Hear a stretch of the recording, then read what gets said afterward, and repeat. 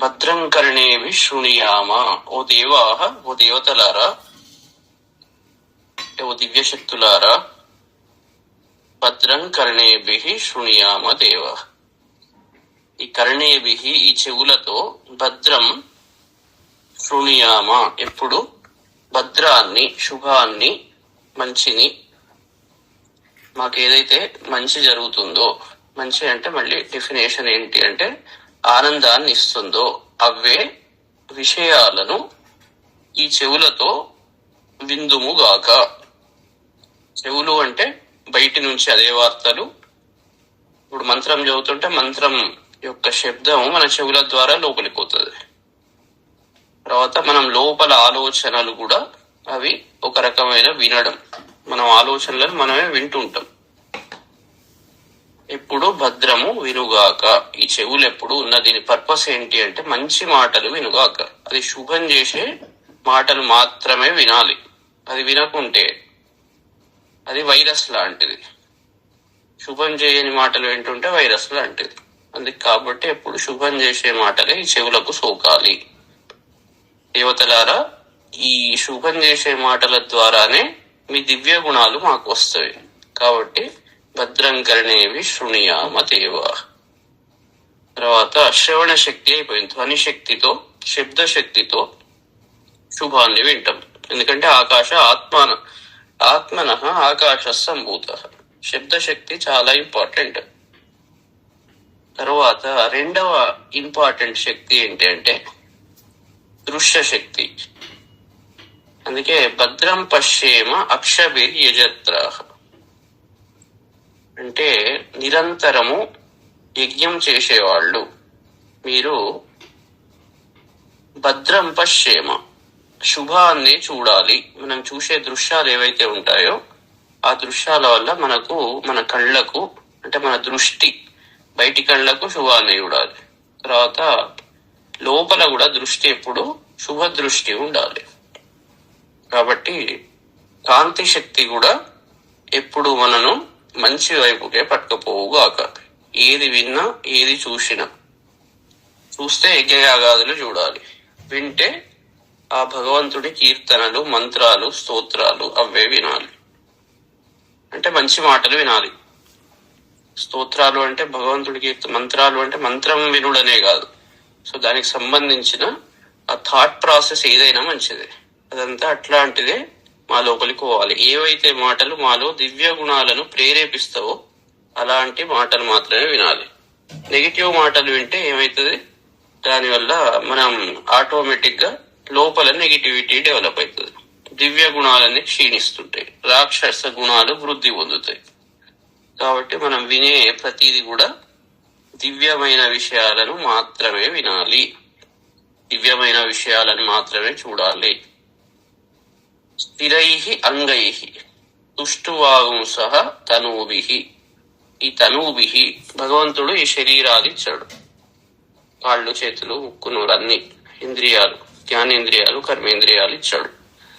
వీటి పర్పస్ ఏంటి అంటే స్థిరై అంగై, ఇవి స్థిరమైన అంగాలతో వీటిని మంచిగా యూజ్ చేసుకుంటే ఇవన్నీ మంచి కోసం ఉపయోగపడతాయి. ఆ ఇచ్చిన శక్తిని మనం దుర్వినియోగం చేస్తే ఇంకోసారి ఆ శక్తి ఇవ్వడు. అందుకే మనం జాగ్రత్తగా ఇచ్చిన శక్తిని మంచిగా యూజ్ చేసుకోవాలి. స్థిరై అంగై అంటే స్థిరమైన శక్తి గల ఈ అంగాలతో, తనూభి స్థిరై అంగై తుష్టువాగుంస తనూభి, ఈ అంగాలతో, ఈ శరీరంతో, తుష్టువాగుంస అంటే భగవంతుడిని ఎప్పుడు స్తుతిస్తూ ఉండాలి. అంటే వీటిలో నుంచి ప్రతి అంగం నుంచి వచ్చే తరంగాలు ఏవైతే ఉంటాయో అప్పుడు ఎప్పుడు కూడా దివ్య గుణాలను కీర్తిస్తూ వాటి గురించి ఆలోచిస్తూ. నోరున్నది, నోరు యొక్క పర్పస్ ఏంటి అంటే మంచి మాటలు మాట్లాడడానికి, విషయాలను ఒకళ్లకు బోధించడానికి, మంచి విషయాలు చెప్పడానికి, చెడు విషయాలు చెప్పడానికి కాదు. తర్వాత ఈ చెవులు ఉన్నది ఎందుకు, మంచి మాటలు వినడానికి. బుద్ధి ఎందుకున్నది, మంచి గురించి ఆలోచించడానికి. అంటే ఏది దివ్యతత్వం, శాశ్వతమైన తత్వం ఏమిటి, దాని వైపు పట్టుకపోవడానికి ప్రతి శక్తిని మనము వినియోగించాలి. విషేమ దేవైతం యదాయు. యత్ ఆయు, ఏదైతే భగవంతుడు ఈ జీవితం అనేది ఇచ్చాడో, ఇది ఎన్ని రోజులు ఉంటుందో తెలియదు.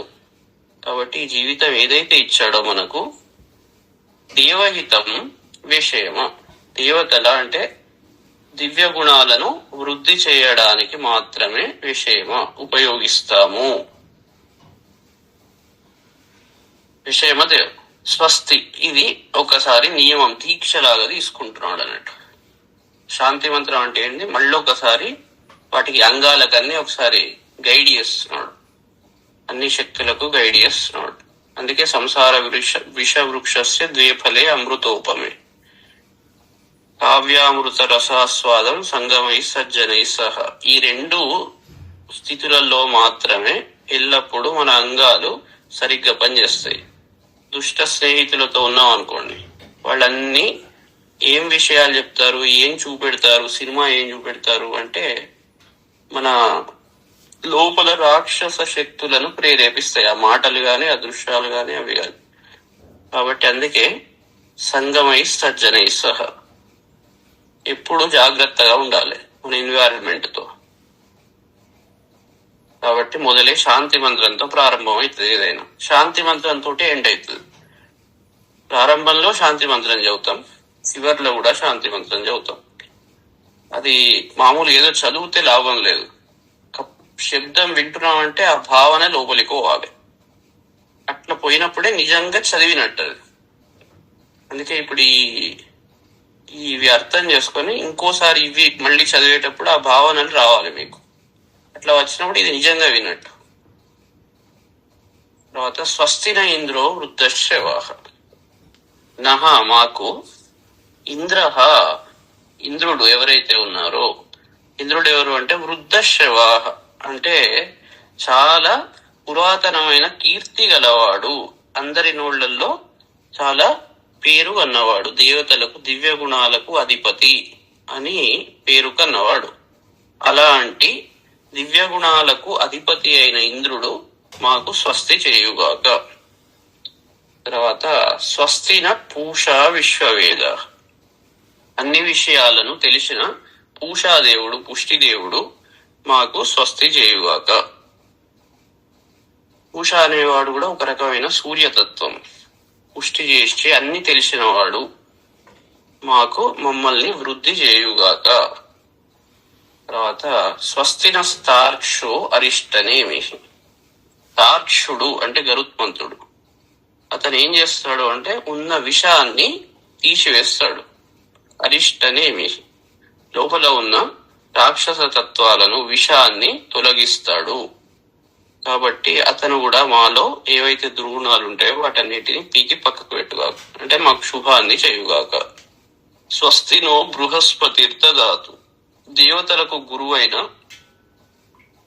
బృహస్పతి ఎవరైతే ఉంటారో, గురుతత్వం ఏంటి అంటే దివ్య గుణాలను ఉపదేశించడం. కాబట్టి బృహస్పతి, ఇప్పుడు శ్యామల అంటే బృహస్పతి తత్వం అన్నట్టు. ఆ బృహస్పతి ఏం చేస్తాడు, దివ్య గుణాలను ప్రేరేపిస్తాడు. ఆ బృహస్పతి కూడా మాకు శుభము చేయుగాక అని దీంతో ప్రారంభమవుతుంది. ఇవి కరెక్ట్ గా అన్ని మనకి ఎక్కినప్పుడు ఇప్పుడు చెప్పిన శ్యామల సిద్ధి జరుగుతుంది. ఇక దీంట్లో కొత్త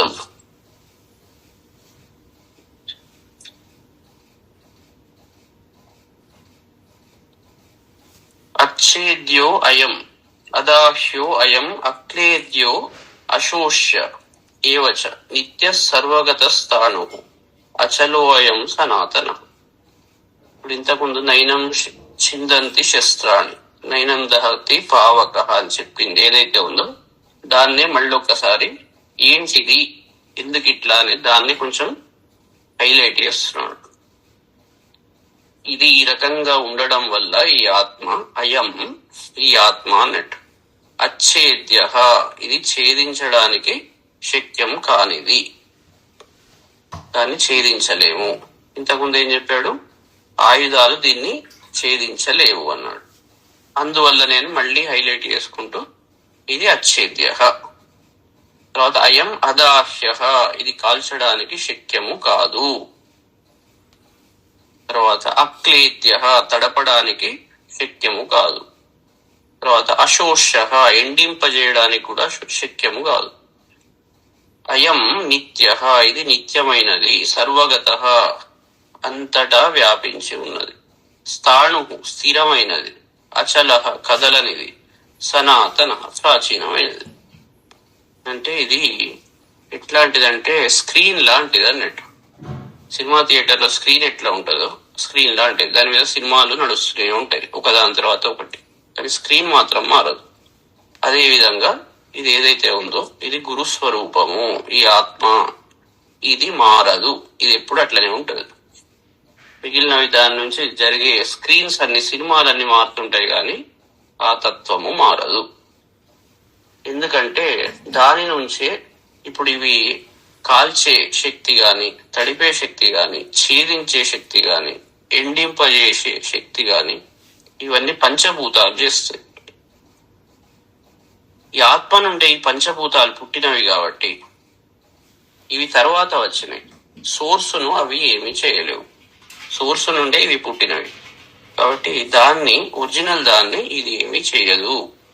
ఆత్మన ఆకాశ సంభూత, ఆత్మ నుండే ఆకాశం వచ్చింది. తర్వాత దాని నుంచే ఆకాశాద్ వాయు, వాయురగ్ని, అగ్నిరపహ అభ్య పృథివీ. కాబట్టి దాని నుంచి వచ్చినవి కాబట్టి ఇవి వాటిని ఏం చేయలేదు. ఒరిజినల్ సోర్స్ అయిన ఆత్మ అది స్థిరమైనది, దాన్ని ఎవరు ఏమీ చేయలేరు.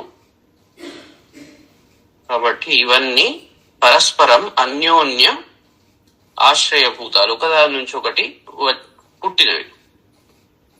కాబట్టి ఒరిజినల్ దాంట్లోనే మళ్ళీ కలుస్తాయి. ఎక్కడి నుంచి పుట్టినాయో అక్కడనే మళ్ళీ లయం అవుతాయి. కాబట్టి దాన్ని ఏం చేయలేదు. అది ఆత్మతత్వము, అదే గురుతత్వం. గురువు అంటే ఏదో కాదు. అందుకే ఈశ్వరో గురురాత్మేతి అనేది అక్కడ దాన్ని అర్థం చేసుకోవాలి. ఫస్ట్ మనం దక్షిణామూర్తిలో ఏదైతే చెప్పామో ఈశ్వరో గురురాత్మేతి, మూర్తి వేదాద్ విభాగిని, వ్యోమవత్ వ్యాప్తదేహాయ, దక్షిణామూర్తే నమః. తర్వాత ఇంకేంటిది అంటే అవ్యక్తో, అయం అచింత్యో, అయం అవికార్యో, అయం ఉచ్యతే. తస్మాదేవం విదిత్వైన నాను శోచితుం అర్హసి. అది ఆ బ్రహ్మతత్వము నిత్యానంద స్వరూపం. ఇక్కడ మొత్తం భగవద్గీత ఎందుకు స్టార్ట్ అయింది అంటే ఈ అర్జునుడు దుఃఖంలో ఉన్నాడు, ఏడ్చుకుంటూ కూర్చున్నాడు. బ్రహ్మతత్వము నిత్యానంద స్వరూపం, ఎప్పుడు ఆనంద స్థితిలో ఉండేది. వీడు ఏడ్చే స్థితిలో ఉన్నాడు. బ్రహ్మస్థితిలో ఉన్న వ్యక్తి ప్రజ్ఞానం బ్రహ్మ మహావాక్య చతుష్టయం ప్రకారం ఎప్పుడు ఆనందంగా ఉండవలసిన వ్యక్తి ఏడుపులో వచ్చాడు అంటేనే వాడు అజ్ఞానంలోకి దిగాడు అన్నట్టు. కాబట్టి ఇవన్నీ చెప్పాల్సి వస్తున్నది. కృష్ణ పరమాత్మ ఆయన నిత్యానంద స్వరూపుడు, జగద్గురువు. కాబట్టి మనిషికి గురువు కొత్తదేది ఇవ్వడు, మనిషికి కొత్తది ఇచ్చేది ఏమి లేదు. ఉన్నదాన్ని అడ్డంకులను మాత్రమే తొలగిస్తాడు. కొత్తది తీసుకువచ్చి పెట్టడానికి ఏమీ లేదు, ఎందుకంటే ఆల్రెడీ అంతా ఉన్నది. కానీ అది కనబడుతులేదు కాబట్టి ఆ మధ్యలో ఉన్న పొరలను, ఆ మేఘాలను మాత్రమే తొలగిస్తాడు. అందుకే మనం ఏదైతే ఒక దీంతో వస్తాం, కోరికతోనో ఏదో ఒక ఇష్యూతో, ఏది ప్రాబ్లంతో వస్తాం, అతను ప్రాబ్లంను తీరువాడు. ఆ ప్రాబ్లం ఎందుకు వచ్చిందో చెప్తాడు. చెప్పినప్పుడు ఆ పొరలు ఆటోమేటిక్ గా జరుగుతాయి. జరిగినప్పుడు, ఎందుకంటే మనకు ఒరిజినల్ గా ఏ ప్రాబ్లం లేదు, అన్ని ప్రాబ్లంలు కొని తెచ్చుకున్నవే. కరెక్ట్ గా ఆలోచిస్తే అన్ని మనం తెచ్చుకున్నవి. కాబట్టి అతని పని ఏంటి అంటే తీసివేయడం. శోకం అనేది మన తత్వం కాదు, మనం అజ్ఞానంతో కొని తెచ్చుకొని పెట్టుకున్నాం. దాన్ని అతను తొలగిస్తాడు అంతే. కొత్తగా తెచ్చి ఇవ్వడం అంటూ ఏది లేదు. అందుకే ఇది అవ్యక్త, అయం ఆత్మ ఏదైతే మన స్వరూపం ఉన్నదో గురుస్వరూపం, అది అవ్యక్త, వ్యక్తముగా అనేది ఇలా ఉంటుంది అని చెప్పలేము. ఎందుకంటే దాని నుంచే ఏదైనా చెప్పాలంటే వాక్కుతో చెప్పాలి. ఇది వాక్కుకు అందంది ఈ స్థితి. కాబట్టి వ్యక్తము చేయలేనిది అవ్యక్త. అచింత్య. వ్యక్తం చేయాలంటే వాక్కుతో చెప్పాలి, ఊహించాలంటే మనస్సుతో ఊహించాలి. అందుకే ఎతో వాచో నివర్తంతే అప్రాప్య మనసా సహ. యతః వాచో నివర్తంతే, వాక్కుతో అది చెప్పలేము, దాని నుంచి దూరం పోతున్నది. వాక్కు కూడా దూరం ఉరుకుతున్నది, ఎందుకంటే వాక్కుతో చెప్పలేము. వాక్కు కూడా దాని నుండే వచ్చింది కాబట్టి వాక్కుతో ఎక్స్ప్లెయిన్ చేయలేము. అందుకే భృగువల్లిలో ఏం చెప్తాడు, పొయ్యి తపస్సు చేయి, గురువు ఇచ్చిన ఉపదేశం ప్రకారం పొయ్యి సాధన చేసినప్పుడు నీకు అది విషయం, అది ఏదైతే పొరలు ఉన్నాయో దూరం పోతాయి. ఇది చెప్పేది కాదు, చెప్తే అర్థం కాదు. అందుకే శక్తి ఏదైతే ఉంటుందో, ఈ మంత్రశక్తి లోపలికి ఎంటర్ అవుతుంది ఉపదేశం ద్వారా. ఎంటర్ అయినప్పుడు అదే క్లీన్ చేస్తుంది, ఆటోమేటిక్ గా ఎక్స్పీరియన్స్ అతనికి వస్తుంది. ఎక్స్పీరియన్స్ గిలా వచ్చింది అని చెప్పడానికి ఉండదు, అది ఎవరికి అర్థం కాదు.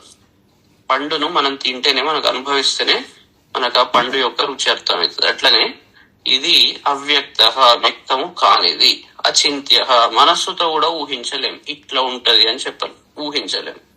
అయం అవికార్య, ఇది వికారం పొందదు, ఎందుకంటే ఇది ఫిక్స్డ్. ఇంతకుముందు చెప్పాడు, ఇది స్థితి అచలం.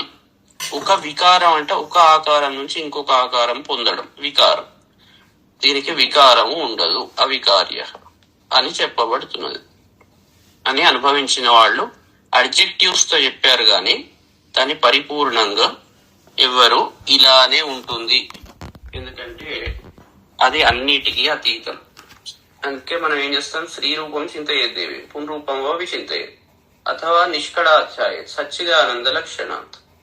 దాన్ని ఇట్లా అట్లా అని మనం అటు ఇటు తిప్పుకుంటుంటాం, కానీ ఒరిజినల్ తత్వం ఎట్లా ఉంటదంటే అది ఈ లక్షణాలతో ఉంటది. కానీ ఈ లక్షణాల ద్వారానే మనం అక్కడికి పోవాలి.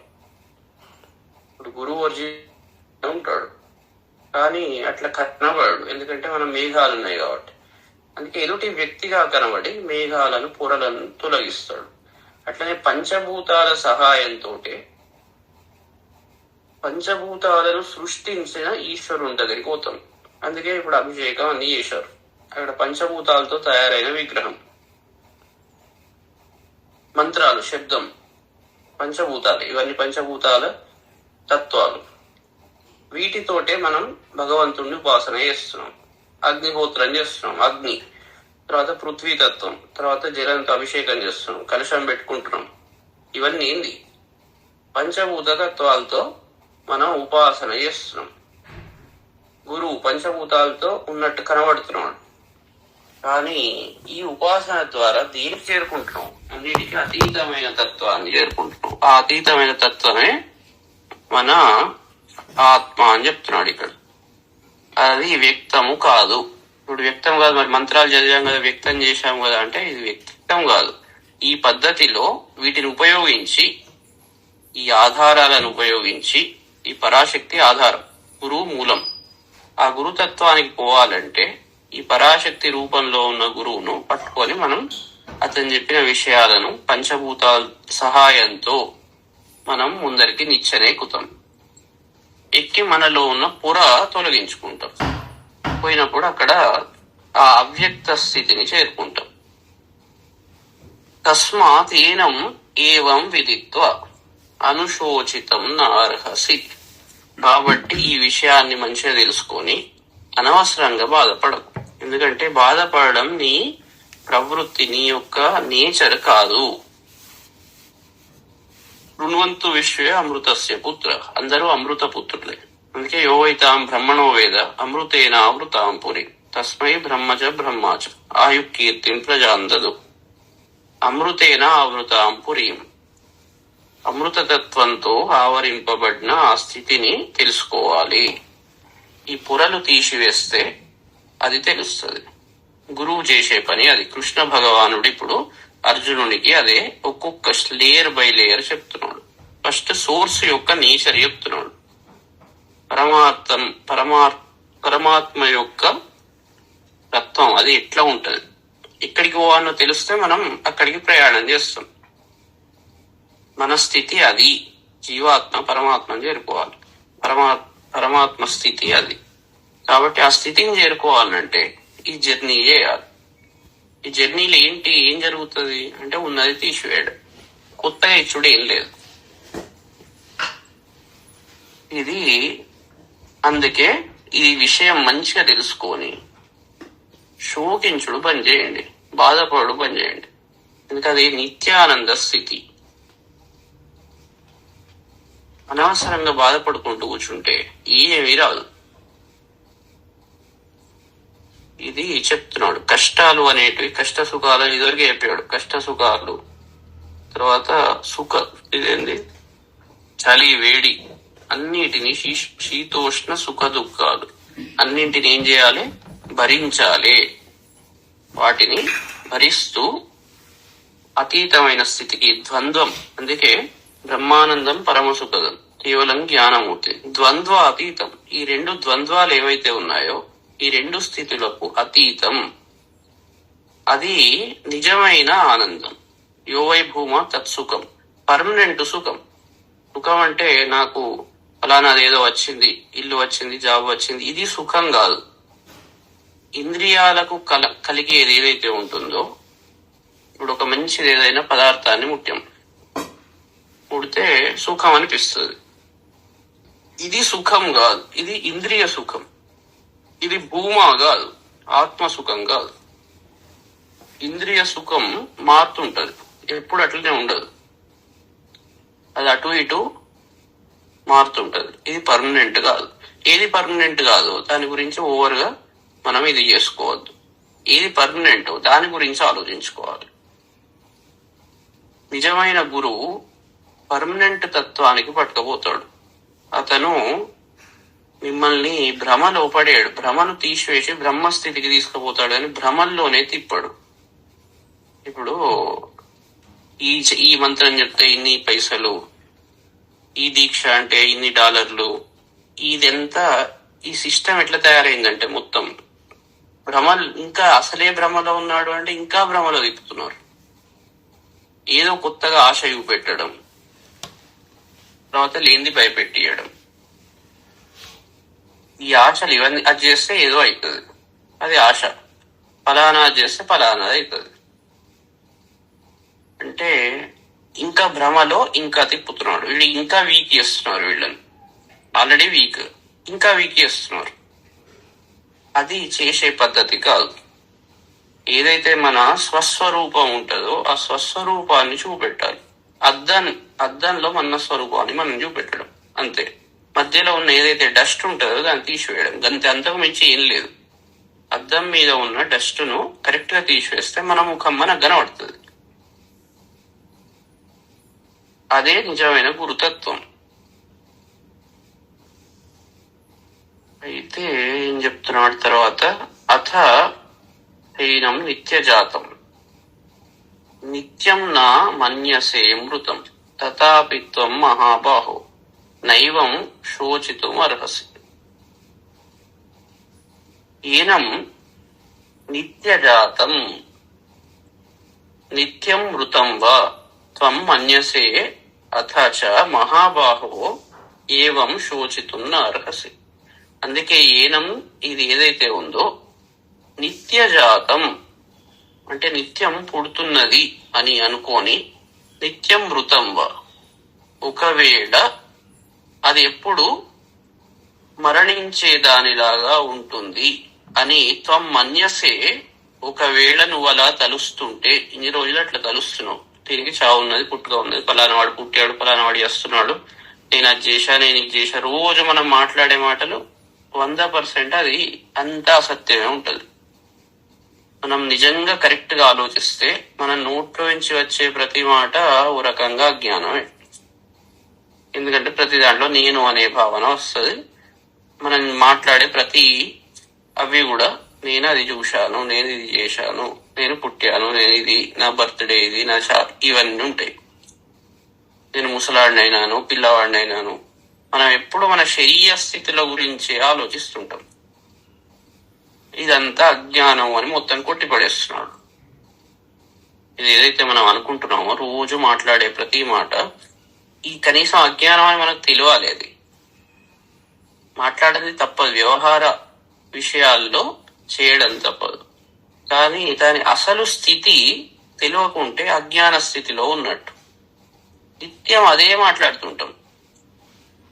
అందుకే జ్ఞాని ఎక్కువ మాట్లాడినా తన యొక్క మాటల యొక్క తత్వం అతనికి తెలుస్తుంది. ఇవన్నీ చాలా, అందుకే ఈ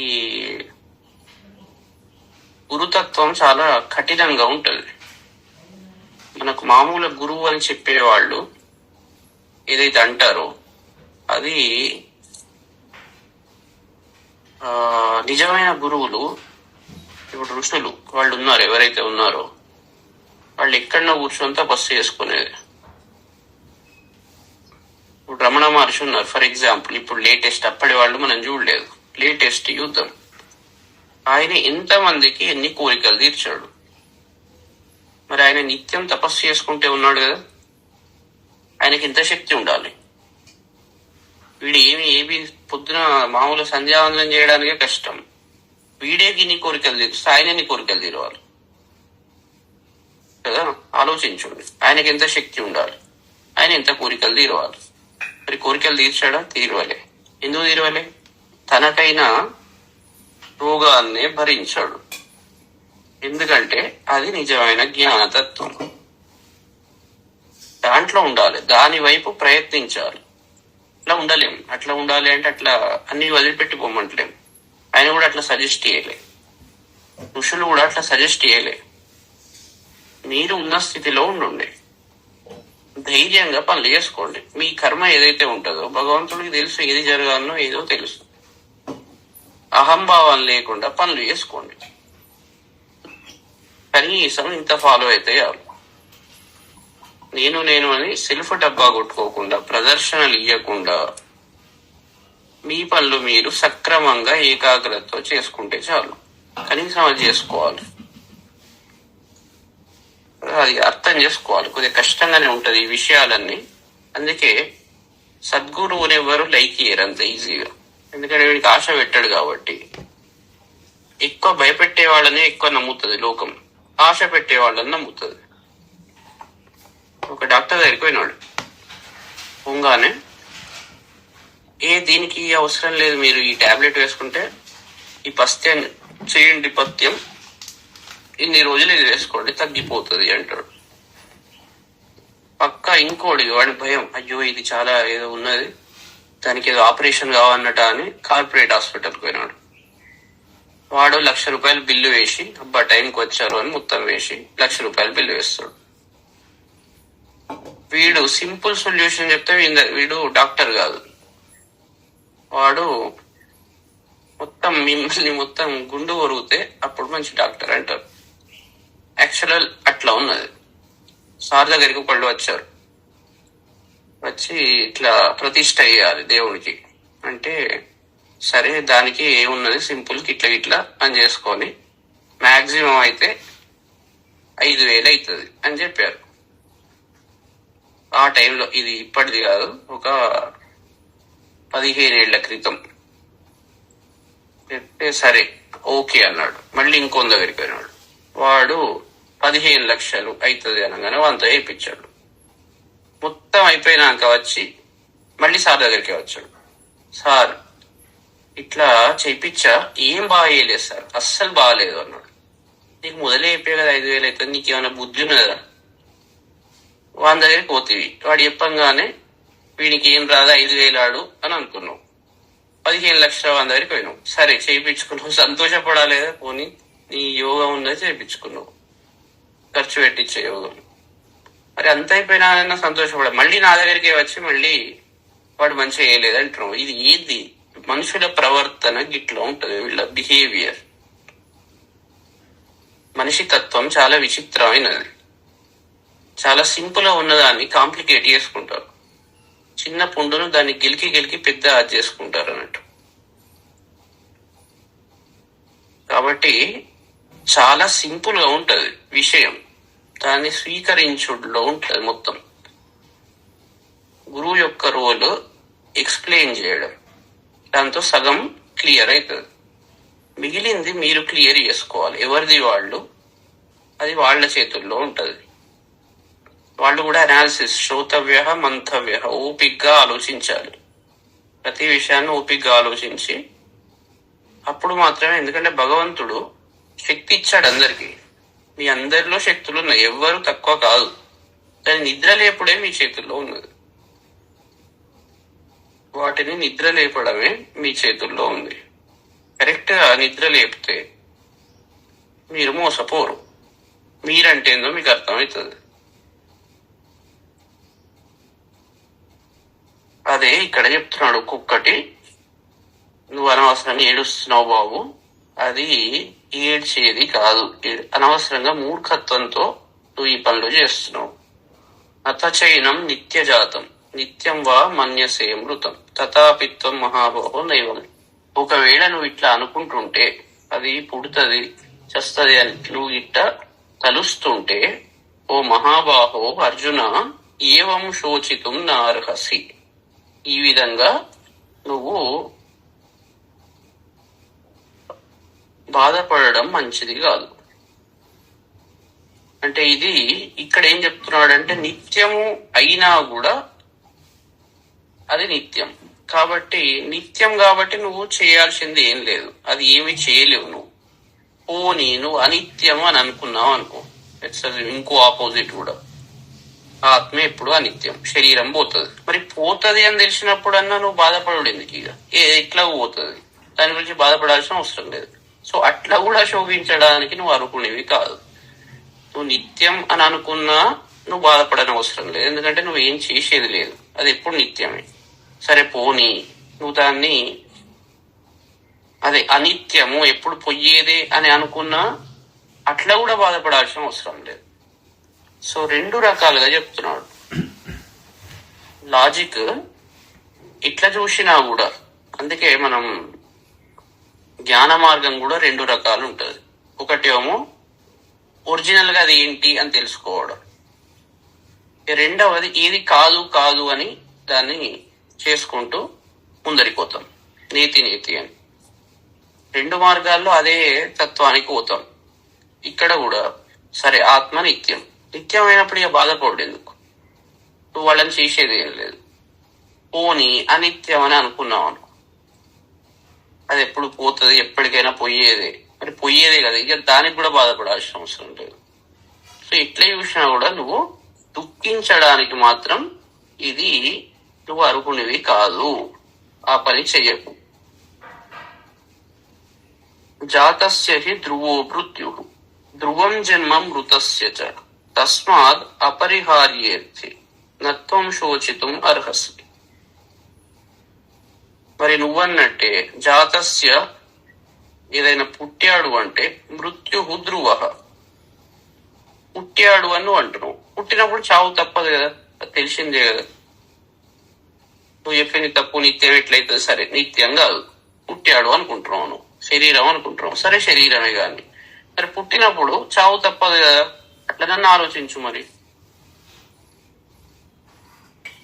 కాబట్టి మృతస్య జన్మచ ధ్రువం, చచ్చిన వాడికి మళ్ళీ పుట్టుక కూడా ఉంటది కదా. పుట్టింది చచ్చినప్పుడు, చచ్చింది మళ్ళీ పుడుతుంది. అందుకే మృతస్య జన్మచ ధ్రువం అంటే అర్జునుడిని ఎందుకంటే మనిషికి ఒకటే పద్ధతిలో చెప్తే అర్థం కాదు. వాళ్ళ బుర్ర అది ఫిక్స్డ్ ఒక దాంట్లో ఉంటది. అనేక రకాల విధాలుగా అన్ని కోణాల్లో మనం ఎప్పుడైతే ఎక్స్ప్లెయిన్ చేస్తామో కొంతవరకు అది కదులుతుంది అన్నట్టు. ఎందుకంటే కొన్ని జన్మల నుంచి జిడ్డుగా తయారైపోయింది అది. దాన్ని వదిలించాలంటే మనం అనేక పద్ధతుల్లో దాన్ని ట్రైన్ చేయాల్సి వస్తుంది. ఒకటే నిమిషంలో చెప్తే రాదు. వాళ్ళ మెచ్యూరిటీని బట్టి, పూర్వజన్మ సుకృతాన్ని బట్టి వాళ్ళు ఎంతవరకు సాధన చేశారు, ఎంతవరకు పట్టుకపోయినారు, దాని మెచ్యూరిటీ ఏ లెవెల్ వరకు ఉన్నది. కట్టె ఎంతవరకు ఎండింది. తడికట్టె మీద అగ్ని వేస్తే అది పొగ వస్తుంది, అది మండదు. అంటే లోపల బాగా అజ్ఞానం అనే ఆర్ద్రత చాలా గట్టిగా ఉన్నది కాబట్టి అది అంతా పోయే వరకు అది ఎండదు. అదే ఎండుగడ్డి మీద ఒక అగ్గి పుల్ల వేస్తే జ్ఞానం అనే అగ్నిని అంటిస్తే ఒక్కసారి వెలుగుతుంది. మన స్టేజ్ ఎక్కడ ఉన్నది మనకు తెలియదు, ఒక్కొక్కళ్ళు ఒక్కొక్క స్టేజ్ లో ఉంటారు. కాబట్టి అందుకే అన్ని విధాలుగా తర్కం చెప్తున్నాడు, ఎన్నో రకాల ధర్మాలు. మరి కొందరు ఇట్లా అంటున్నారు కదా, సరే అది కూడా కానీ అట్లా కూడా ఆలోచిద్దాం, ఇట్లా ఆలోచిద్దాం, అట్లా ఆలోచిద్దాం. ఇట్లయినా మంచిగా ఆలోచించు. చచ్చిన వాడికి పుట్టుక ఉంటది, పుట్టిన వాడికి చచ్చినప్పుడు మళ్ళీ చస్తే మళ్ళీ పుట్టుక ఉంటది కదా, ధ్రువం. తస్మాత్ ఈ కారణం వల్ల అపరిహార్యే అంటే ఇది తప్పించుకోవడానికి వీలుగా, ఇది ఎవరు ఇప్పటి వరకు తప్పించుకోలే, ఎవరు తప్పించుకోబోరు. ఇది తప్పించుకోవడానికి శక్యం కాని అపరిహార్యే అర్థే తప్పించుకోవడానికి వీలుగాని విషయంలో త్వం శోచితుం న అర్హసి. ఏదైతే తప్పించుకోలేమో, ఏదైతే మనం మార్చలేమో అట్లాంటి విషయంలో బాధపడడం మూర్ఖత్వం అవుతుంది. కాబట్టి అట్లా నువ్వు ఆలోచించినా నువ్వు దుఃఖించడానికి తగవు అని రెండో యాంగిల్ కూడా చెప్తున్నాడు. మొదటి యాంగిల్ చెప్పాడు, మళ్ళీ సరే అది పళ్ళే. అందుకే ఇక్కడ భగవద్గీతలో అనేక యోగాలు ఉన్నాయి. మన దాంట్లో ఇన్ని పద్ధతులు ఎందుకు చెప్పారు? ఏకం సత్వి ప్రాబహుదా వదంతి అగ్నిం యమం మాతరిశ్వానమాహు. ఎందుకు ఇంతమంది దేవుళ్ళు, ఎందుకు ఇన్ని పద్ధతులు? ఒకటే ఎత్తు అయిపోయేది కదా, ఒకటి ఎత్తు ఎక్కదు. ఒకటే కూర రోజు తింటే మనకే ఇదవుతుంది. అంటే మనిషి యొక్క స్థితి చాలా విచిత్రం, ఒక్కొక్కళ్ళకు ఒక్కొక్కలాగా ఉంటుంది. కాబట్టి అనేక పద్ధతులు మన దాంట్లో ప్రవేశపెట్టారు. అన్ని ఒకటే దానికి పట్టుకపోతాయి. ఆకాశాత్ పతితంతో యథాగచ్చతి సాగరం, సర్వదేవ నమస్కార కేశవం ప్రతి గచ్చతి. అదేవిధంగా ఎన్నో పద్ధతులు ఉన్నాయి, ఎన్నో మార్గాలు ఉన్నాయి. అన్ని మార్గాలు ఒకటే దగ్గరికి పట్టుకపోతాయి. కానీ మనం దాన్ని అర్థం చేసుకోవాలి. మనం ఏం చేస్తామంటే ఇంకో మార్గాన్ని జనరల్ గా విమర్శిస్తాం. అందుకే భగవద్గీత అనేది అన్నిటి సమన్వయం, అన్ని మార్గాల సమన్వయం. డిఫరెంట్ పద్ధతుల్లో డిఫరెంట్ ప్లేసెస్ నుంచి మనుషులు వస్తారు, వాళ్ళ తత్వాలను బట్టి. వాళ్లకు భగవద్గీత ఏం చేస్తుందంటే, నువ్వు ఏ స్టేజ్ లో ఉన్నావు, నువ్వు ఇంకోని స్టేజ్ని కూడా అర్థం చేసుకో. ఇన్ని రకాల పద్ధతులు ఉన్నాయి, అన్నిటిని ఆలోచించి నువ్వు పయనించే మార్గాన్ని అర్థం చేసుకొని ముందరికో. నీలో ఉన్న ఆ దుమ్ము ఏదైతే ఉందో అది తొలగించుకో అని సమన్వయ శాస్త్రం ఇది. అయితే ఈ రెండో మోడల్ కూడా చెప్పాడు. తర్వాత అవ్యక్తాదీని భూతాన్ని వ్యక్తం అధ్యాని భారత అవ్యక్త నిధనాన్యేవ తత్ర కా పరిదేవనం. ఓ అర్జున, భూతాని అవ్యక్తాదీని వ్యక్తమధ్యాని అంటే ఈ పుత్రుడు, మిత్రులు ఇలా రూపాల్లో ఉన్న ఈ శరీర ఇంద్రియాలు ఏవైతే ఉన్నాయో, అవ్యక్తాదీని అంటే మొదలు వీటికి పుట్టుక లేదు. ఇదివరకు ఇప్పుడు పిల్లలు ఉన్నారు, ఒక టైంలో వీళ్ళెవరు లేరు, మరి ఒక టైంలో మనం కూడా లేము. అవి అవ్యక్త స్థితిలో ఉండేవి, తర్వాత వ్యక్తమైనవి. మొదలు అవ్యక్త స్థితిలో ఉండేవి, తర్వాత మనం వ్యక్తమైనాం, మన తర్వాత మన పిల్లలు వ్యక్తమైనారు. వ్యక్త మధ్యాని అంటే ఆదిలో అది అవ్యక్తాదిని, ఆదిని అవ్యక్తం అంటే వ్యక్తము కాకుండా ఉన్నవి. తర్వాత వ్యక్త మధ్యాని మధ్యలో వ్యక్తమైనవి అంటే ప్రస్తుతం ఇవి కనబడుతున్నాయి, మొదలు లేవు, మళ్ళీ ఇప్పుడు కనబడుతున్నాయి. తర్వాత అవ్యక్త నిధనాన్యేవ మళ్ళీ చివరిలో అవ్యక్త నిధనాన్ని అంటే చివరి స్థితిలో, నాశన స్థితిలో అవ్యక్తం మళ్ళీ కనబడకుండా పోతాయి.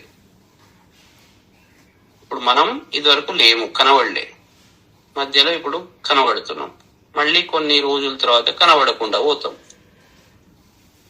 ఫిజికల్ అపియరెన్స్ ఏదైతే ఉన్నదో ఇది అందరికి తెలిసిన విషయం. ఇలాంటి విషయంలో తత్ర కా పరిదేవనం, దీంట్లో ఏడవడానికి ఎందుకు, దీంట్లో ఏడ్చే పరిస్థితి ఏమున్నది? సరే నీకు అదే అర్థం అవుతుంది, ఇదన్న అర్థం కదా, ఇది అందరికి కనబడే విషయం కదా, నీకు ప్రత్యక్షం కదా. ఇది తర్కం అనేక రకాలుగా ఉంటది. అందుకే సూర్యోపాసన ఏదైతే ఉన్నదో స్మృతి ప్రత్యక్షం ఐతిహ్యం అనుమాన చతుష్టయం ఏతైరాదిత్య మండలం సర్వైరేవ ఉపాస్యతే అంటాడు. సూర్యమండలం ఎందుకు అందరి చేత ఉపాసింపదగినది అంటే స్మృతి, ప్రత్యక్షం, ఐతిహ్యం, అనుమానం ఈ 4 లక్షణాలతో ఆలోచించి ఇట్లా చూసినా కూడా అది ఉపాసించదగ్గది. అదేవిధంగా ఇక్కడ కూడా అనేక పద్ధతుల్లో కొన్ని కనబడనివి ఉంటాయి, ఊహ చేయాల్సి వస్తుంది. కొన్ని ప్రత్యక్షంగా కనబడుతుంటాయి. ప్రత్యక్షం కనబడే వాటినన్నా మనం అబ్జర్వ్ చేసి వాటి నుంచి తెలుసుకోవాలి. కొన్ని ఊహ చేసి తెలుసుకోవాలి. కొన్ని పెద్దలు చెప్పిన విషయాలను తెలుసుకోవాలి. ఇట్లా అనేక పద్ధతుల్లో మనం తర్కం చేసి బుద్ధితో దాన్ని విషయాన్ని తెలుసుకొని ఆచరించాలి. ఇక్కడ మొదలు కనబడని విషయం చెప్పాడు. ఆత్మ నిత్యం. సరే ఇదంతా ఇట్లా ఉంటది, నాకైతే ఏమట్లా అనిపిస్తలేదు అని అంటావు. అది పక్కకు పెట్టు. ఇప్పుడు ప్రత్యక్షంగా ఏం కనబడుతున్నావు? నువ్వు ఇది వరకు ఉన్నావా? లేవు. ఒక టైంలో లేవు కదా, నీకు డేట్ ఆఫ్ బర్త్ ఉన్నది కదా, నువ్వు అన్నట్టే. అంతకుముందు నువ్వు లేవు కదా, ఆ తర్వాత నువ్వు భూమి మీదకి వచ్చావు. ఇప్పుడు ప్రస్తుతం నీ స్థితి మారుతున్నది, రోజు రోజుకు నీ రూపంలో చేంజ్ అవ్వుకుంటూ వస్తున్నది. మళ్ళీ ఒక టైం తర్వాత పోతావు. ఇవన్నీ తెలిసిన విషయమే కదా, దీని గురించి బాధపడు ఎందుకు అని దీంట్లో చెప్తున్నాడు అన్నట్టు. ఇది చాలా క్లియర్ కదా, నీకు తెలిసిన విషయమే. ప్రత్యక్షం ఇది ఏం, దీనికి స్పెషల్ నాలెడ్జ్ అవసరం లేదు కదా. ప్రత్యక్షం, ఈ ప్రత్యక్షమైన విషయాన్ని చూసుకుంటూ కూడా ఎందుకు ఏడుస్తున్నావు అని.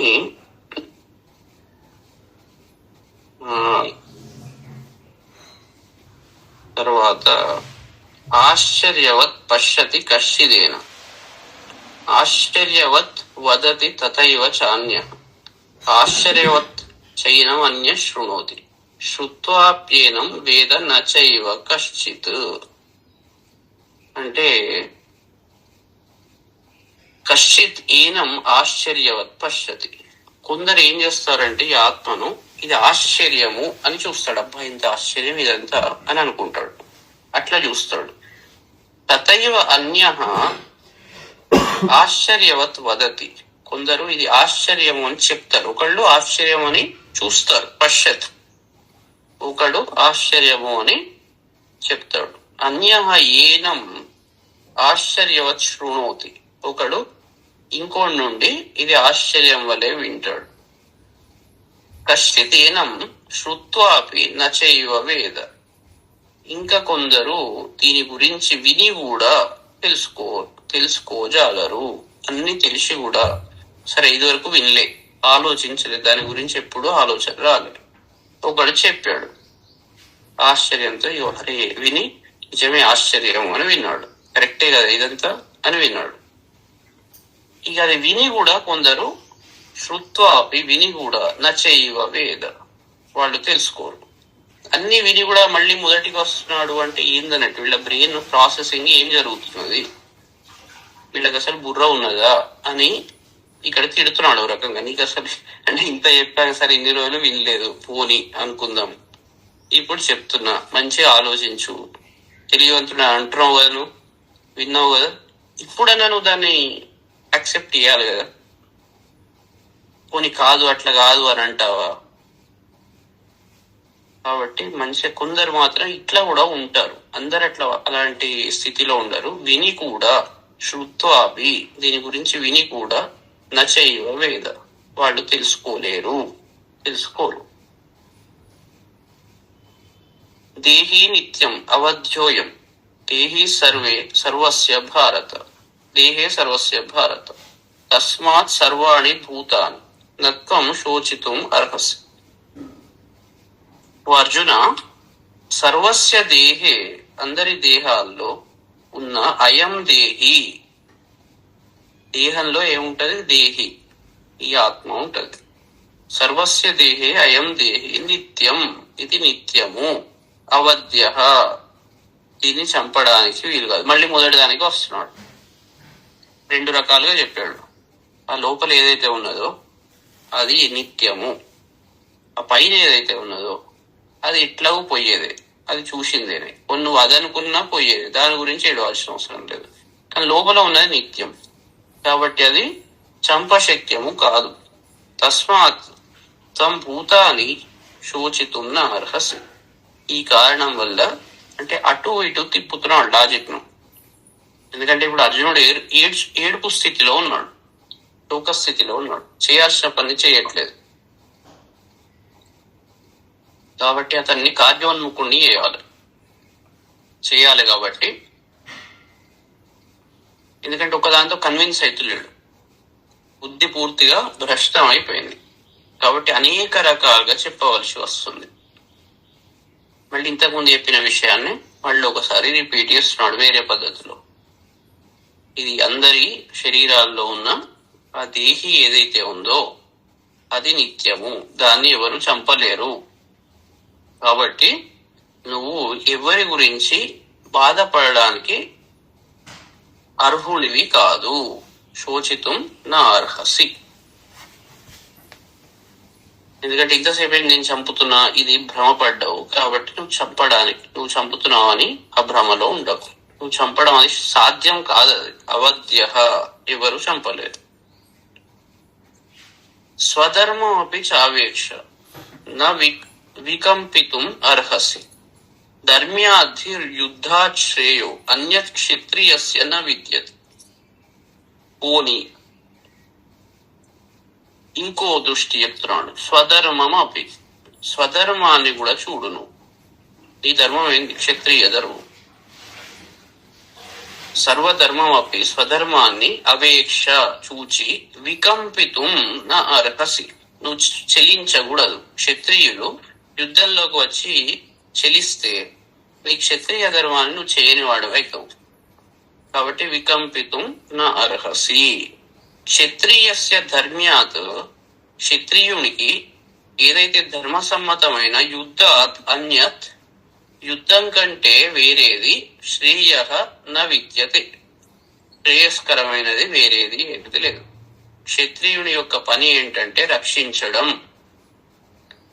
వాళ్ళు యుద్ధానికి వెనుక తిరగకూడదు, భయపడకూడదు. ఇక భయపడేటాడు రక్షించుడేం రక్షిస్తాడు? వేరే వానికి భయపడేటాడు రక్షించుడు ఎట్లా రక్షిస్తాడు? కాబట్టి ఇక్కడ నువ్వు నీ ధర్మాన్ని, నువ్వు స్వధర్మాన్ని నువ్వు ఆలోచించినా కూడా, ఇన్ని రోజులు నేర్చుకున్నావు గురువుల దగ్గర, క్షత్రియ కులంలో పుట్టి విషయాలని నేర్చుకున్నావు. పోనీ నువ్వు అట్లా ఆలోచించినా,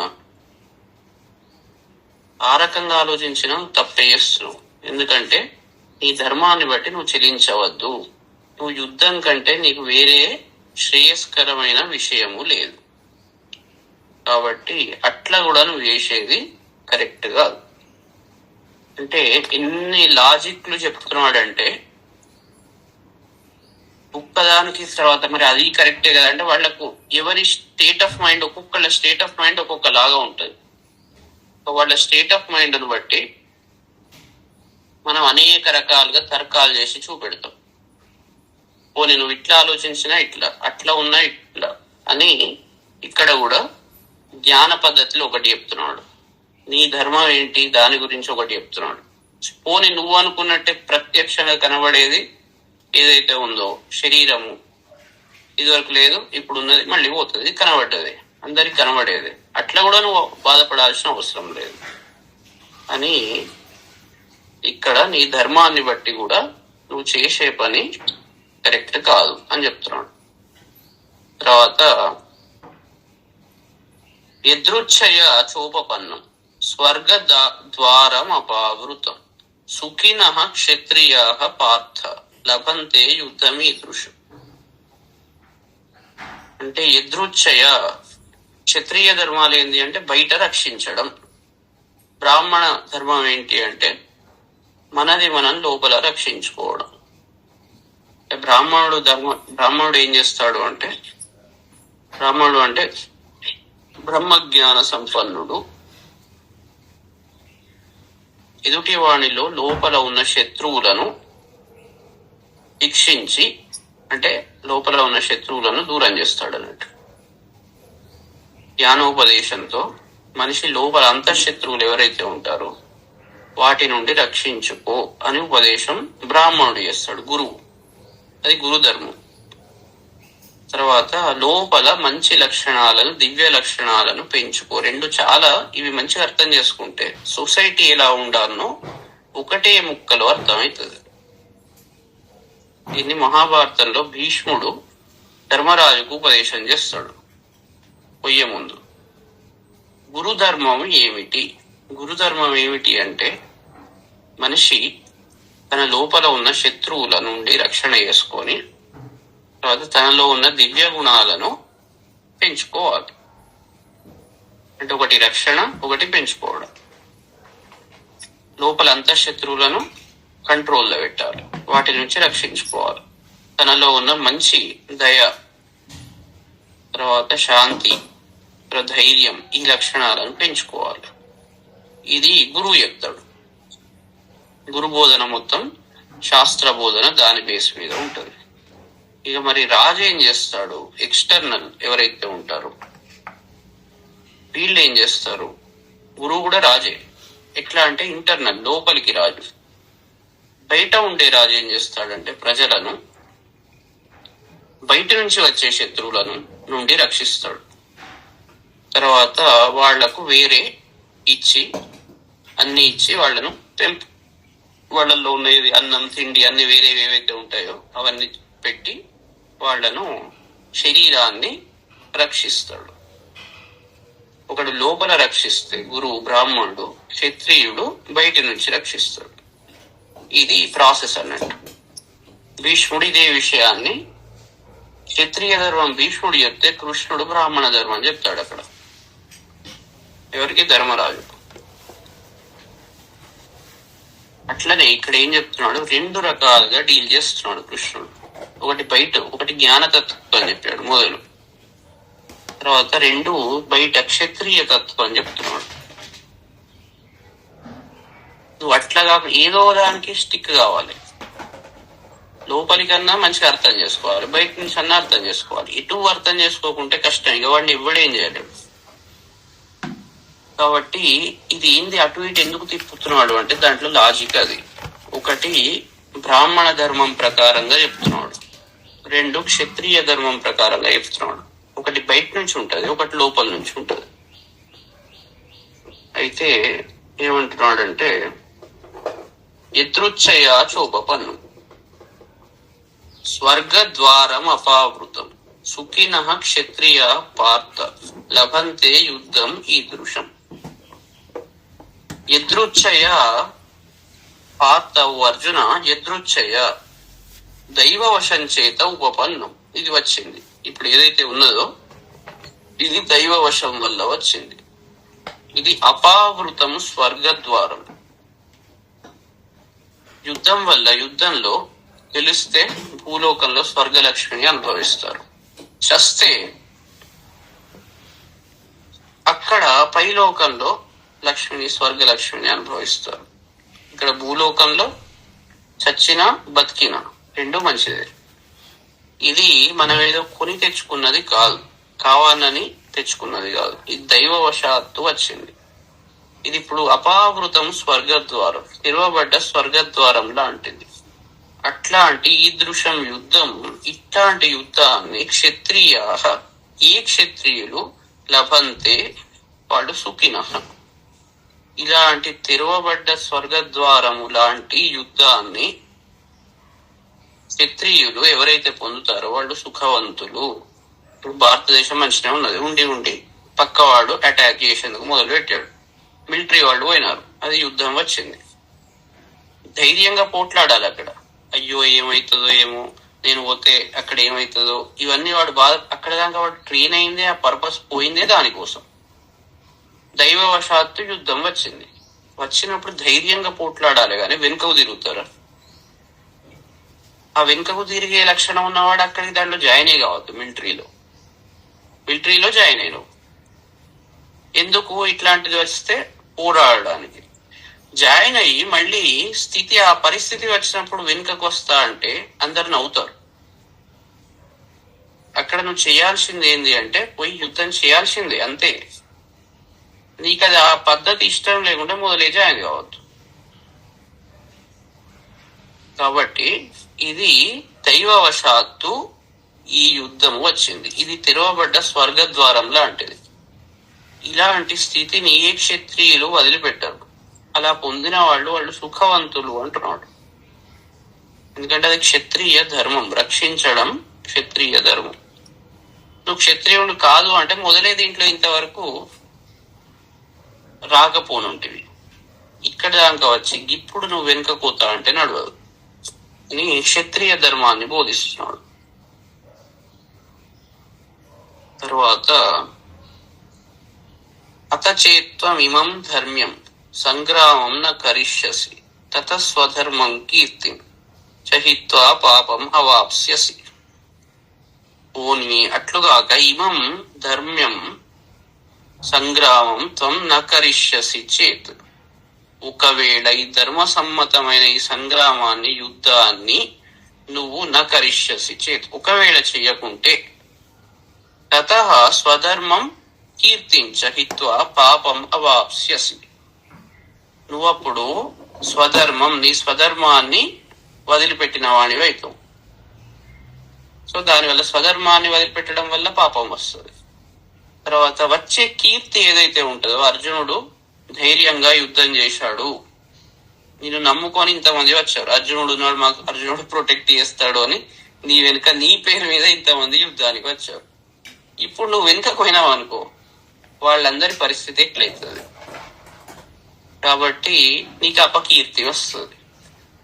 అటు స్వధర్మాన్ని వదిలిపెట్టిన అపకీర్తి, ఆ పాపం, ఇటు నీ కీర్తి కూడా ఎగిరిపోతుంది. ఇన్ని రోజులు అర్జునుడు అంటే పెద్ద పోటుగాడు అని అనుకున్నాం.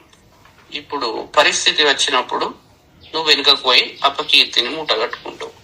ఈ రెండింటి వల్ల నీకు పాపాన్ని నువ్వు పొందుతావు అని వార్నింగ్ ఇస్తున్నాడు. ఎంత లాజికల్ ఆర్గ్యుమెంట్ ఇక్కడ. ఇట్లా చేస్తాడా, యుద్ధానికి ప్రోత్సహిస్తాడా అంటే, ఇప్పుడు ప్రతి దేశం శత్రు దేశం దాడి చేస్తే ఏం చేస్తున్నారు వీళ్ళు? శత్రు దేశం దాడి చేసినందుకు పోయి యుద్ధం చేస్తున్నారు కదా. అక్కడ సైనికులు లేదు మేము చెయ్యము, దాంట్లో మా వాళ్ళు కూడా ఉన్నారు, లేదా వేరే ఏదో కారణాలు, ఇంట్లో అక్కడ పిల్లవాడు పుట్టాడను, ఇంకేదో ఏదో కారణంతో వెనుకకు వచ్చాడు అనుకోండి, అప్పుడు వాడి పరిస్థితి ఏంటి? ఎవరైనా దానికి సపోర్ట్ చేస్తారా? ఎవరు సపోర్ట్ చేయరు. ఏ దేశము, ఏ మనిషి కూడా దానికి సపోర్ట్ చేయరు. ఆ క్షత్రియుల యొక్క ధర్మమే అది. లేకుంటే మొదలే అలాంటి బుద్ధి, ఇంట్రెస్ట్ లేకుంటే దాంట్లో పోయి జైనే కావద్దు, మొదలే దూరం ఉండాలి. దాంట్లో జైన్ అయినాక మళ్ళీ నేను పోను అంటే ఎట్లా ఉంటది? అపకీర్తి వస్తుంది. చేతగానాడు అని అందరు అంటారు, వాడిని అందరిని నిందిస్తారు, దాని ఆ బాధను ఎవడు తట్టుకోలేడు. కాబట్టి అట్లా పాపమే. ఇహలోకంలో సుఖం ఉండదు, పరలోకంలో సుఖం ఉండదు. అదే విషయాన్ని ఇక్కడ చెప్తున్నాడు. నీ ధర్మాన్ని నువ్వు ఇట్లా చేయకుంటే నీకు దానివల్ల పాపం వస్తుంది. చేసేది చేయకుండా వేరేదేదో చేస్తా అంటే చేతగానాడు మొదలెందుకు జాయిన్ అయినాడు అంటారు. వీడు చెంచల బుద్ధి అంటారు. ఇవన్నీ బాగా ఆలోచించుకోవాలి. ప్రతిదీ అనాలిసిస్ ప్రాపర్ గా చేసుకోకుంటే తర్వాత చెడ్డ పేరు వస్తుంది. ఆ చెడ్డ పేరును నెత్తి మీద పెట్టుకోవాలి. అది మొదలే బుద్ధి ఉండాలి. స్వధర్మం ఏంటి ఆలోచించుకోవాలి. ముందర దాంట్లో ఎందుకు వచ్చినావు? మరి యుద్ధం దాకా ఎందుకు వచ్చావు? నేను నమ్ముకొని వీళ్ళందరూ వచ్చారు, ఇప్పుడు నేను ఏడ్చుకుంటూ కూర్చుంటా అంటే అందరు తిడతారు. ఈ లోకంలో నీకు సుఖం ఉండదు. నువ్వేదో సన్యాసి అవుతా అంటే కుదరదు. ఇప్పుడు నీ పని అది మొదలే సన్యాసం తీసుకోనుంటివి. అక్కడనే అడవుల్లో తపస్సు చేసుకుంటూ శివుడు ప్రత్యక్షమైనప్పుడు మోక్షం ఇయ్యని అటే వెళ్ళిపోనుంటివి. అక్కడ పాశుపతాస్త్రాన్ని తెచ్చుకొని నిన్ను నమ్ముకొని అందరూ ముందర పడ్డారు. ఇక్కడికి వచ్చాక వేదాంతం చెప్తున్నావు, మా వాళ్ళని చంపను, నేను ఎవరిని ఏమన్నాను అని భ్రమపడుతున్నావు. నీకు బ్రాహ్మణ ధర్మం అర్థమవుతలేదు, జ్ఞానము లేదు, చేయాల్సిన క్షత్రియ ధర్మం లేకుండా అవుతున్నది, నపూసకునిలాగా మాట్లాడుతున్నావు అని ఇక్కడ నిందిస్తున్నాడు. తరువాత అకీర్తించాపి భూతాని కథయిష్యంతి తే వ్యయ సంభావితస్య చాకీర్తిర్ మరణాత్ అతిరిచ్యతే. భూతాని జనులు ఏ అవ్యయాత్ అకీర్తించాపి కథయిష్యంతి. జనులందరూ నీ అవ్యయం అంటే అంతము లేని, అంటే నిరంతరం ఈ చరిత్రలో నీ పేరు చిరస్థాయిగా నిలిచిపోతుంది. ఎట్లా అంటే అపకీర్తితో. అందరూ అర్జునుడిలాగా మాత్రం ఉండవద్దు, అర్జునుడిలాగా మాత్రం ఉండవద్దు. అన్ని చేతగాని వాడు, యుద్ధానికి పోయినాడు, మళ్ళీ పిచ్చి మాటలు మాట్లాడి వెనుకకు వచ్చాడు అని అవ్యయం అంతము లేని అకీర్తించాపి అపకీర్తిని చెప్తారు. కథయిష్యంతి, వాళ్ళు అదే విషయాన్ని చెప్పుకుంటారు. సంభావితస్య అకీర్తి అంటే అన్ని రోజులు మంచిగా గౌరవింపబడి మంచి పేరు సంపాదించుకుని, అకీర్తి అపకీర్తి మరణాత్ మరణం కంటే అతిరిచ్చతే, ఇంకా చావు బెటరు దానికన్నా, మరణం కంటే అధికమైన బాధ కలిగిస్తుంది. అన్ని రోజులు బాగా గౌరవించి తర్వాత వానికి అపకీర్తి వచ్చిందంటే అది చావు కన్నా ఘోరం. కాబట్టి మరి అపకీర్తిని తెచ్చుకుంటావా అంటే కన్విన్సింగ్ ఇన్ని పద్ధతుల్లో చేస్తున్నాడు కౌన్సిలర్. ఇక్కడ గురువు ఇన్ని పద్ధతుల్లో చెప్పాను, అన్ని పద్ధతుల్లో చెప్తాడు. డీటెయిల్డ్ అనాలిసిస్, ఇక్కడ డీటెయిల్డ్ అనాలిసిస్ ఇస్తున్నాడు. ఇటు పోయినా నువ్వు అటంటే ఇటు, ఇటంటే అటు, ఎటైనా అక్కడ బ్లాక్ చేస్తున్నాడు అన్నట్టు. పోనీ నువ్వు అదంతా నేను నమ్మా, అది అట్లా కాదు, ఏదో చెప్తున్నావు నువ్వు అంటే, మరి ఇట్లా ఈ పరిస్థితి రేపు మాత్రం నిన్ను తిడతారు.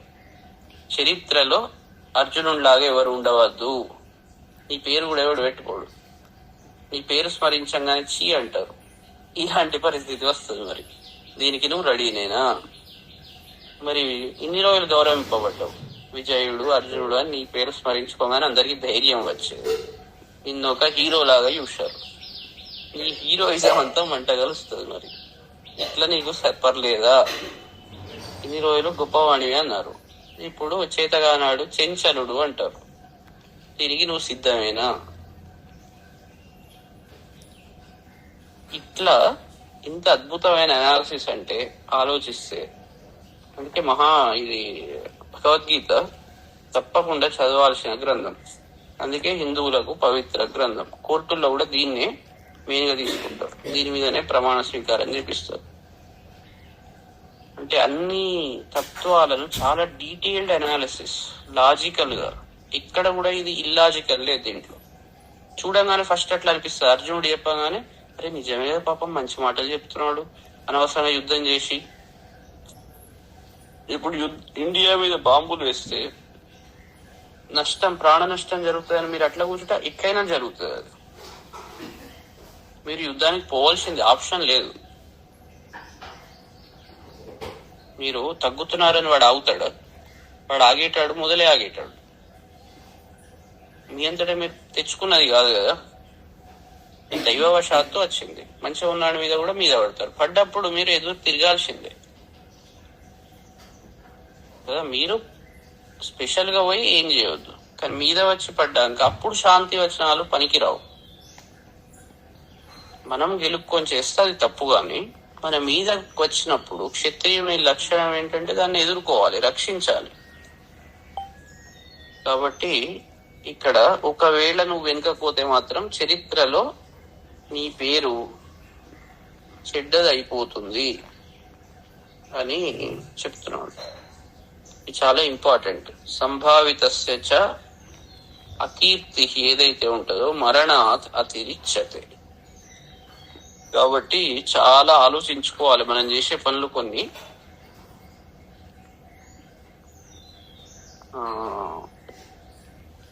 భయాద్ రణాత్ ఉపరతం మంస్యంతే త్వాం మహారథ ఈశాంచత్వం బహుమతో భూత్వా యాస్యసి లాఘవం. మహారథాః త్వాం భయాత్ రణాత్ ఉపరతం మంస్యంతే. ఈ మహారథులు ఎవరైతే ఉన్నారో కర్ణాదులు, వీళ్ళందరూ నువ్వేదో మంచితో వెనుకపోయినావు అని ఇవ్వడనుకోడు. త్వాం భయాత్ రణాత్ ఉపరతం మంస్యతే, వాళ్లకు భయపడి నువ్వు వెనుకపోయినావు అని అనుకుంటారు. ఇది ఇంకో లాజిక్, ఇట్లా చెప్తున్నాడు.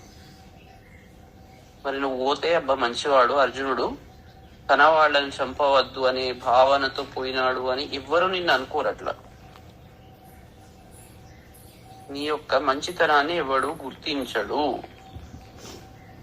నీ ఆలోచన ఒక రకంగా ఎవరిని అనద్దు అనే సాత్విక భావన వచ్చింది, కానీ అది ఎవడు బయట గుర్తించడు. వాళ్ళు ఏం చేస్తారు నిన్ను అంటే, వాళ్ళకు భయపడి నువ్వు పోయినావు అని అంటారు. కాబట్టి త్వం ఏషాం బహుమతః భూత్వా లాఘవం యాస్యసి. నువ్వు ఎవరికైతే గౌరవపాత్రుడవో, ఇప్పుడు ఇన్ని రోజులు కర్ణుని కంటే అర్జునుడు చాలా శ్రేష్ఠుడు అని కొందరు వాణి సపోర్టర్లు ఉన్నారు, కొందరు నీకు సపోర్టర్లు ఉన్నారు, ఉండి నిన్ను చాలా గౌరవించారు. ఇప్పుడు నువ్వు మధ్యలో వెనుకపోయినావంటే వాళ్ళు ఏమంటారంటే, నువ్వు చేత కాకుండా భయపడి, ఇంతమందిని చూసి భయపడిపోయినావు అని అంటారు. కాబట్టి ఇంతసేపు గౌరవించిన వాళ్ళు ఇప్పుడు నువ్వు తేలికైపోతావు, నేను ఇగ్నోర్ చేస్తారు, ఓ జోకర్ అయిపోతావు. కాబట్టి జాగ్రత్త. ఇంతసేపు నువ్వు గౌరవాన్ని పొంది ఇప్పుడు లాఘవం, తేలికైపోతావు. ఆ స్థితి, తేలికైపోయిన స్థితిని పొందుతావు. కాబట్టి అట్లా ఆలోచించినా కూడా, మరి కర్ణుని మీద ఇన్ని రోజులు నేను బాగా గొప్పవాడిని అది ఇది అన్నావు కదా, నువ్వు పోతే నీ మంచితనం వల్ల పోయినావు. నువ్వేదో నేను మన వాళ్ళని చంపవద్దు, కులక్షయం చేయవద్దు అని నువ్వు ఎన్ని చెప్పినా వాడు నమ్మడు. చూసావా, నన్ను నా పరాక్రమం చూసి యుద్ధం మధ్యలోకి వచ్చి అర్జునుడు పారిపోయినాడు అని అంటావు. ఇన్ని రోజులు నేను గౌరవించిన వాళ్ళందరి ముందర నువ్వు తేలికైపోతావు. మరి పోనీ అట్లా రెడీనా నువ్వు? అవాచ్యవాదాంశ్చ బహూన్ వదిష్యంతి తవాహిత నిందంతస్తవ సామర్థ్యం తతో దుఃఖతరన్ను కిం.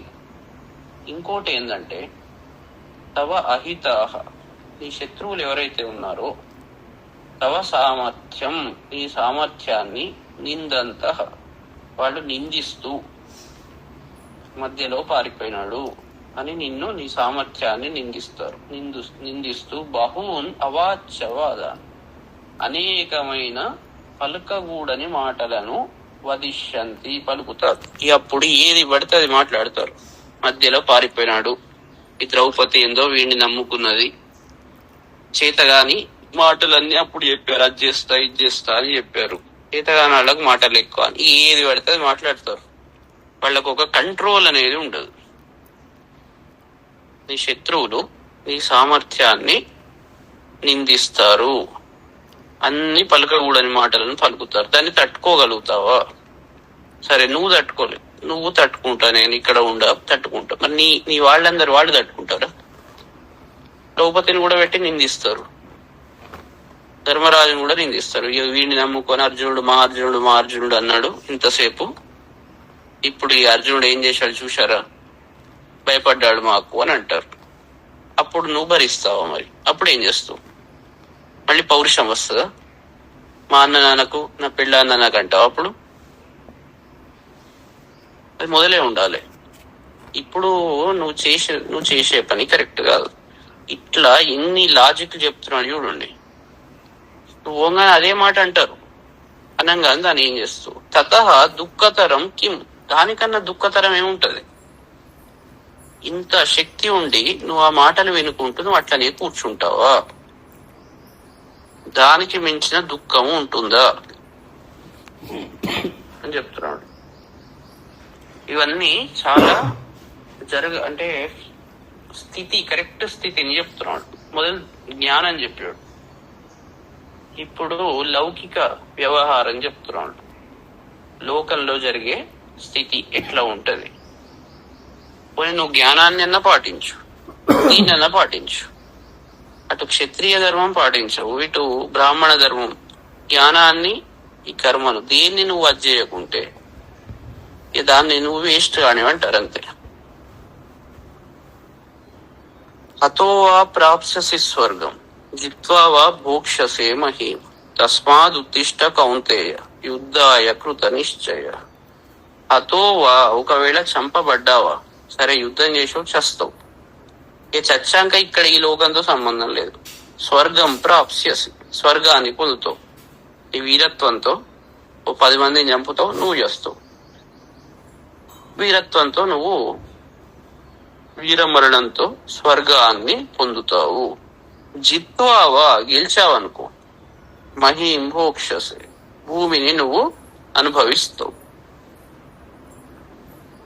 చచ్చినా పర్లేదు, గెలిచినా మంచిది. 2 రకాలుగా మంచి ఆప్షన్స్ ఉన్నాయి. తస్మాత్, అందువల్ల, కౌంతేయ ఓ అర్జున, యుద్ధాయ కృత నిశ్చయ ఉత్తిష్ట, యుద్ధం చేసేందుకు నిశ్చయమై ముందరికి కదులు.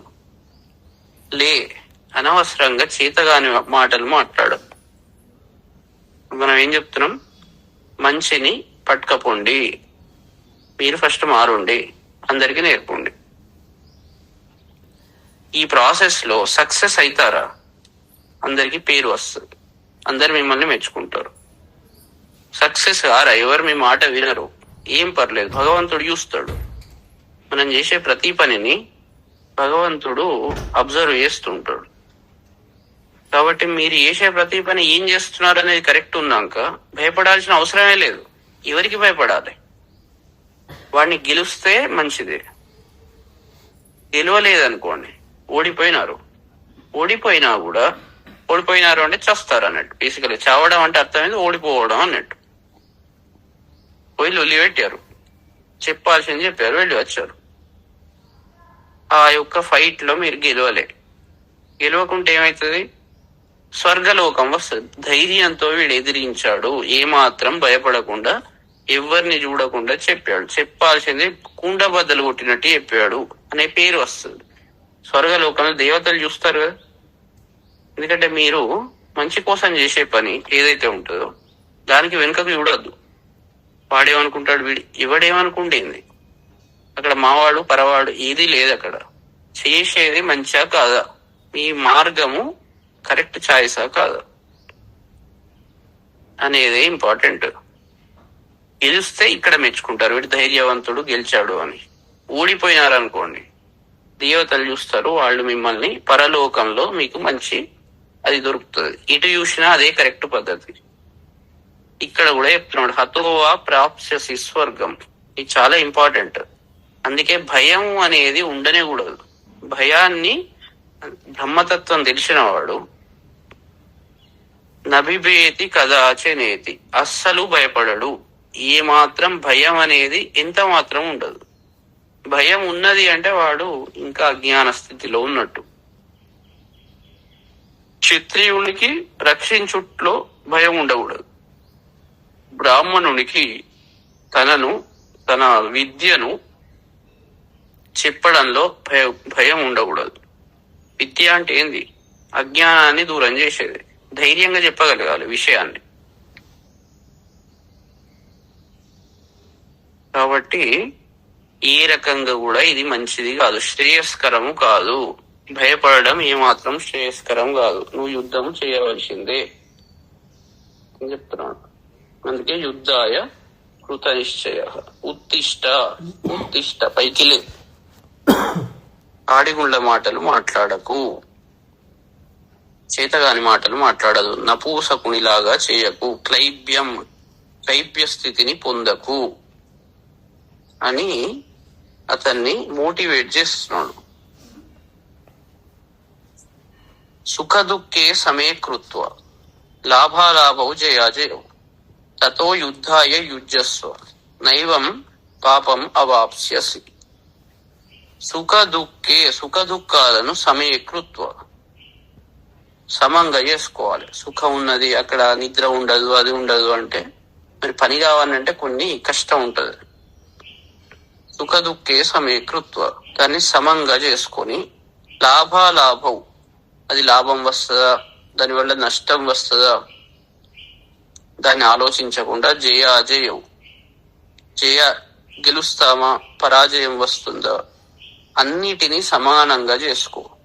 తతః యుద్ధాయ యుజ్యస్వ, యుద్ధం కొరకే యుద్ధం చెయ్యి. ఇప్పుడు ఏం చెప్తున్నాం మనం? విద్య కొరకే విద్యను ఉపాసించు, సరస్వతి కొరకే సరస్వతిని ఉపాసించండి. అంటే రసస్వరూపమైన పరబ్రహ్మను ఆస్వాదించడానికి విద్యను ఉపాసించండి గాని లాభం కోసం కాదు. దీనివల్ల ఏం వస్తుంది, ఏం రాదు, ఇవి ఆలోచించకండి. చేసే పని దాన్ని ఎంజాయ్ చేసుకుంటూ చేయాలి. ఎందుకు ఇది వినాలి, ఎందుకు చదవాలి, దీనివల్ల లాభం ఏంటి అంటే అది రసాన్ని ఆస్వాదించడం కొరకు చదవాలి. అది చదువుతుంటేనే ఒక ఆనందం వస్తుంది. ఎందుకు, దానివల్ల నాకు ఏం లాభము, లాభాలవో జయాజయవు, సుఖ దుఃఖం, చదివితే సుఖమా దుఃఖమా ఇవన్నీ చేయొద్దు. ఒక పని మనం చేస్తున్నాం అంటే లీనమై ఆ పనిని ఎంజాయ్ చేసుకుంటూ చేయాలి. అందుకే యుద్ధము చేయుట కొరకు యుద్ధం చేయి. ఏవం పాపం నా అవాప్స్యసి, ఇట్లా చేసినప్పుడు మాత్రమే పాపము నీకు రాదు. అప్పుడే ఆనందంగా ఉంటావు. పాపం ఉన్నది అంటే దుఃఖపడుతావు.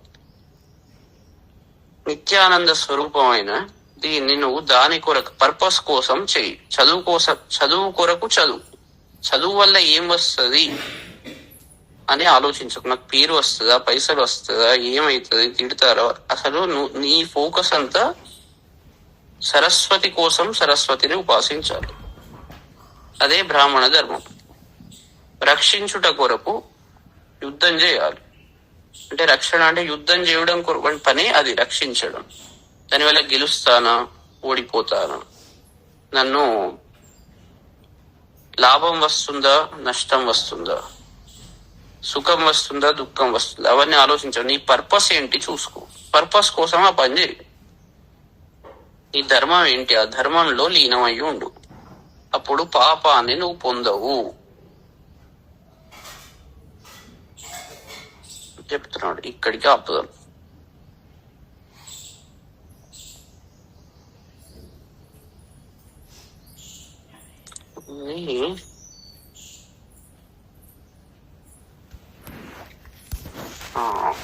అయితే ఇవాళ పూర్తి అయిపోయింది నవరాత్రులు. మంచిగా మనం నేర్చేది ఎందుకు నేర్చున్నాము, ఇది ఇక్కడ అర్థమైందిగా. లాస్ట్ చాలా క్లియర్. ధైర్యంగా, భయం లేకుండా చేయవలసిన పనిని మంచిగా చేసుకోవాలి. చదివేది ఎందుకు చదువుతున్నాం, చదువు కోసం చదువుతున్నాం అంతే. ఆ చదవడమే ఒక ఆనందం మనస్సుకు. ఆ ప్రాసెసే ఆనందాన్ని ఇస్తుంది. చదివితే ఏం వస్తుంది అని ఆలోచించకూడదు. అట్లా చేసిన వానికి పర్ఫెక్షన్ వస్తుంది, సరస్వతి కటాక్షం వస్తుంది. ఇప్పుడు శ్యామల కటాక్షం అంటే ఏంది, ఆ చదవడం కోసం చదవండి. చదివినప్పుడు గురువు దాన్ని అప్పుడు అనుగ్రహం వస్తుంది. శ్యామల అంటే గురువు, ఆ యొక్క అనుగ్రహం వస్తుంది. దీనికోసం దాంతో ఏమవుతుంది, ఇవన్నీ ఆలోచించవద్దు, వేరే ఏది రావద్దు. ఇప్పుడు మామిడి పళ్ళ జ్యూస్ తాగాలి అంటే తాగబుద్ధి అయితే తాగుతారు. ఇది తాగితే ఏమవుతుంది, నాకు షుగర్ పెరుగుతుందా, ఈ 100 తీర్లు ఆలోచిస్తే ఆ పని తాగే పనిని ఎంజాయ్ చేయలేరు. అంటే ఒక ఎగ్జాంపుల్, ఏదైనా చేసేటప్పుడు ఆ పనిని మనం ఎంజాయ్ చేసుకుంటూ చేస్తేనే అది చాలా మంచిగా ఉంటుంది. అప్పుడు వేరే చిత్తం రాదు, ఇలాంటి ద్వంద్వాలు ఉండవు. ద్వంద్వాతీత స్థితికి చేరుకుంటారు. ఓకే, సో శ్యామలాదేవి మొత్తం ఏం చెప్తున్నది అంటే ఆమె విద్యాదేవత, కళల దేవత. ఆ చేసే ప్రాసెస్ ను ఎప్పుడైతే ఆ సరస్వతి రసస్వరూపమైన దేవిని మనం ఆ రసం ఆస్వాదించుకుంటూ చేస్తే ఎప్పుడో ఏదో వస్తుంది కాదు, ఇప్పుడు చేసే ప్రాసెస్ లోనే వస్తుంది. తర్వాత వచ్చేది కాదు ఇది, ఈ ఫలము తర్వాత వచ్చేది కాదు. ఈ చేసే ప్రాసెసే ఒక ఫలము.